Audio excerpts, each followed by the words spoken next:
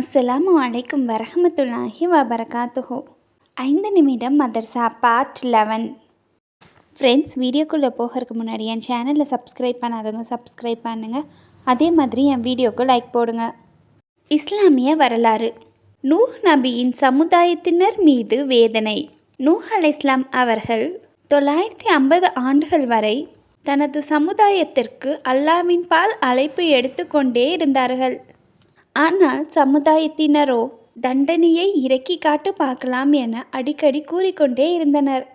இனி இவர்கள் யாரும் ஈமான் கொள்ள மாட்டார்கள் என்ற செய்தியை நூஹ் அலைஹிஸ்ஸலாம் அவர்களுக்கு அல்லாஹ் அறிவித்ததும், நூஹ் அலைஹிஸ்ஸலாம், அல்லாவே, காஃபிர்களுக்கு இந்த பூமியில் ஒருவர் கூட எஞ்சாத அளவு உனது தண்டனையை இறக்குவாயாக என துஆ செய்தார்கள். இவர்களின் துஆவை ஏற்றுக்கொண்ட அல்லாஹு தாலா ஒரு கப்பலை தயார் செய்யும்படி உத்தரவிட்டான். அவ்வாறே கப்பலும் தயாரிக்கப்பட்டது. பிறகு அல்லாஹ்வின் ஆணைக்கு இணங்கி பூமி மற்றும் வானத்தில் இருந்து நீர் சுனைகள் திறந்து கொண்டனர். இமைப்பொழுதில் நிலமெங்கும் வெள்ளம் சூழ்ந்து கொண்டது. இந்நிலையில் நூஹ் அலைஹிஸ்ஸலாம் அவர்கள் அல்லாஹ்வின் ஆணைக்கிணங்க மூமின்களையும் எல்லா உயிரினங்களிலும் ஒவ்வொரு ஜோடியாக கப்பலில் ஏற்றிக்கொண்டு கிளம்பினார்கள். காஃபிர்கள் வெள்ளத்தில் மூழ்கி மடிந்தனர். 6 மாதங்களுக்கு பிறகு முஹர்ரம் மாதம் 10ஆம் நாள் ஜுதி என்ற மலை மீது கப்பல் நின்றது. நூஹ் அலைஹிஸ்ஸலாம் அவர்கள் மூமின்களை அழைத்து கொண்டு நிம்மதியாக இறங்கினார்கள். இவர்களில் இருந்து தான் மனித சந்ததியை அல்லாஹ் மீண்டும் ஆரம்பித்தான். இதனாலேயே தான் நூஹ் அலைஹிஸ்ஸலாம் அவர்களை 2ஆம் ஆதம் என அழைக்கப்படுகிறார்கள். அல்லாஹ்வின் ஆற்றல். மேகம். அல்லாஹு தாலா பலத்த காற்றின் மூலமாக பறந்து கிடக்கும் மேகங்களை திரட்டி ஒன்றோன்று ஒன்று கலக்க செய்கிறான். பிறகு அந்த மேகங்களுக்கு பனிமலை போன்ற வடிவத்தை ஏற்படுத்துகிறான். இதன் சுற்றளவு 100கணக்கான கன அடி கொண்டதாகும். பறந்து கிடந்த மேகங்களை ஆகாயத்தில் தடுத்து வைப்பதும், சில நேரங்களில் பனிக்கட்டிகளாக பொழிய செய்து உலகில் பாதிப்பை ஏற்படுத்துவதும், சில நேரம் மழையாக பொழிவித்து மரங்களையும் தாவரங்களையும் விளைய செய்வதும் அல்லாஹ்வின் வல்லமைக்கு பெரிய சான்றாகும். ஒரு ஃபரலை பற்றி. மனைவி சொத்தில் கணவனின் பங்கு. உங்கள் மனைவியார் விற்று சென்றதில் அவர்களுக்கு பிள்ளைகள் இல்லாமல் இருந்தால் உங்களுக்கு பாதி பாகம் உண்டு. அவர்களுக்கு பிள்ளைகள் இருந்தால் அவர்கள் விற்று சென்றதில் உங்களுக்கு 1/4 பாகம்தான். இதுவும் அவர்கள் செய்திருக்கிற மரண சாசனத்தையும் கடனையும் நிறைவேற்றிய பின்னர்தான். ஒரு சுன்னத்தை பற்றி. ஒலுவின் நீரை நின்று குடித்தல். ஹுசைன் ரலியல்லாஹ் அவர்கள் கூறுவதாவது, என் தந்தை அலி ரலியல்லாஹ் அவர்கள் ஒலு செய்து மீதமுள்ள தண்ணீரை நின்று குடிக்க கண்டேன். எனக்கு ஆச்சரியமாக இருந்தது.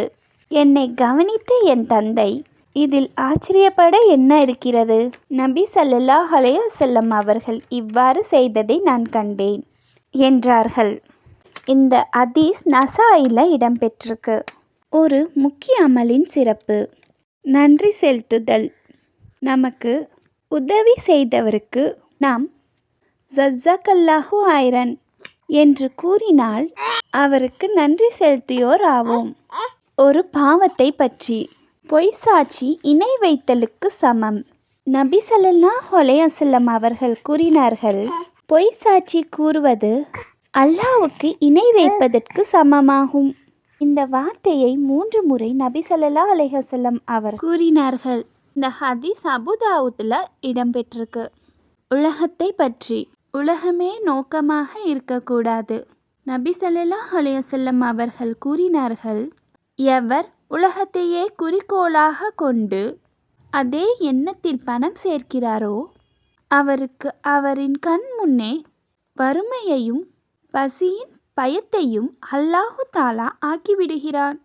வருமானம் போதவில்லையே, என்ன செய்வது, எப்படி வாழ்வது என்று எப்போதும் பயப்படுவான். ஆனால் அவனது விதியில் உள்ளது தான் கிடைக்கும். மறுமையை பற்றி. மறுமையின் நிலநடுக்கம். மனிதர்களே, உங்களுடைய இறைவனுக்கு அஞ்சுங்கள். நிச்சயமாக இறுதி நாளாகிய அவ்வேளையில் அதிர்ச்சி மகத்தான விஷயமாகும். அந்நாளில் பாலூட்டி கொண்டிருக்கும் ஒவ்வொருத்தியும் தான் பாலூட்டி கொண்டிருப்பதை மறந்து விடுவதையும் ஒவ்வொரு கர்ப்பிணியும் தன் சுமையை ஈன்று விடுவதையும் நீங்கள் காண்பீர்கள். மேலும் நீங்கள் மனிதர்களை மதிமயங்கியவர்களாக இருக்க காண்பீர்கள். எனினும் அவர்கள் மதுவினால் மதிமயங்கியவர்கள் அல்ல, ஆனால் அல்லாவின் வேதனை மிக்க கடுமையானதாகும் என அல்லாஹு தாலா குர்ஆன்ல கூறியிருக்கிறான். நபி வழி மருத்துவம். நோயை தவிர்த்திட நபி ஸல்லல்லாஹு அலைஹி வஸல்லம் அவர்கள் கூறியதாக ஜாபிர் ரலியல்லாஹு அவர்கள் அறிவிக்கிறார்கள். உங்கள் வீடுகளில் உள்ள பாத்திரங்களை மூடி வையுங்கள், ஏனெனில் வருடத்தில் ஒரு இரவு தொற்று நோய் இறங்குகிறது. எந்த வீட்டில் பாத்திரம் திறந்திருக்கிறதோ அதில் அந்த நோய் இறங்கி விடுகிறது. இந்த ஹதீஸ் முஸ்லீம்ல இடம்பெற்றிருக்கு. குர்ஆனின் அறிவுரை.